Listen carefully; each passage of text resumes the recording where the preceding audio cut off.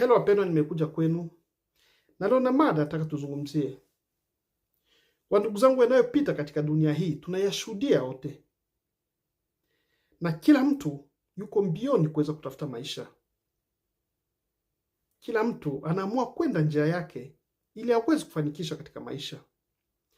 Lakini siku ya leo nataka niwaambie kwamba ndugu zangu, usitafute njia rahisi ili uweze kufanikisha katika maisha yako. Maana unapotafuta njia rahisi, hakuna mahali itakufikisha ili uweze kufanikisha katika maisha yako. Maana ni njia huwa haina kabisa maumivu.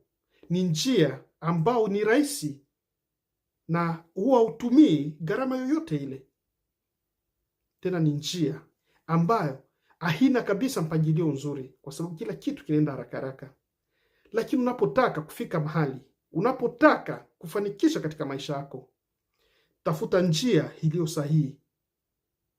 Maana njia iliyo sahihi ina maumivu na ina gharama yake, na ina nidhamu pia, na ni njia huwa inafikisha mtu kwenye maisha ya kweli.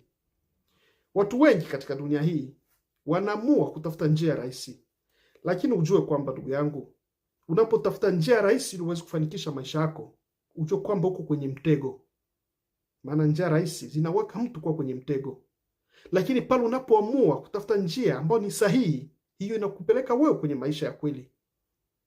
Fikiria, mwanafunzi anapoenda kutumika mtihani shuleni, anajiandaa kwenda kuiba. Huyo mtu hata akifanikisha, inakuwa ametafuta njia rahisi ili aweze kupata cheti, lakini sio kwamba kile cheti anakistahili yeye. Na maisha yako hivyo. Watu wengi wanafika hatua ya kudanganya ili aweze kupata kitu fulani. Yaani njia rahisi ndio hiyo yeye ameamua kutumia, uongo, ili aweze kufika mahali fulani.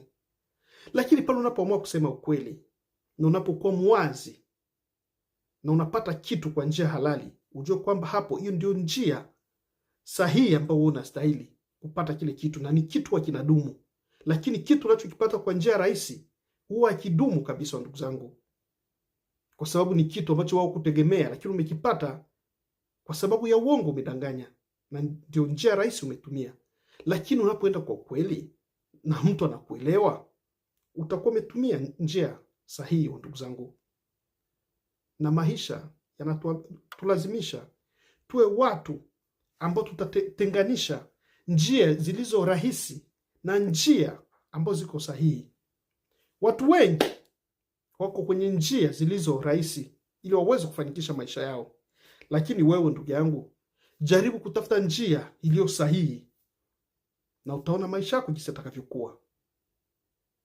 Watu wengi wanaweza kawa wako kwenye njia rahisi, lakini wewe ukibaki kwenye njia sahihi, utakuwa umetengeneza maisha yako bora kuliko wale wengi ambao wameenda kwenye njia rahisi. Maana ndio dunia tunayoishi sasa hivi. Watu wengi wametengeneza mazingira ya kutaka vitu rahisi rahisi, lakini hawataki kuifanyia kazi. Na ujue kwamba katika dunia tunayoishi ndugu yangu, hakuna mshahara utakaopata wewe bila kufanya kazi. Na unapokosa kufanya kazi, unajiandaa kuwa mwizi, maana hiyo itakuwa ndio njia rahisi ya wewe kuweza kufanikisha.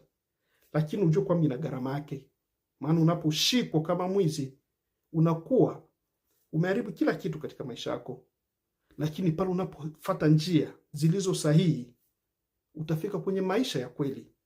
Na kama unaamini kwamba ndugu yangu, sio kila njia rahisi ndio itakufikisha wewe unapotaka kwenda, na ni bora kutafuta njia iliyo sahihi ili uweze kukufikisha pale unapotaka kwenda, weka maoni yako hapo na tuweze kuyasikia.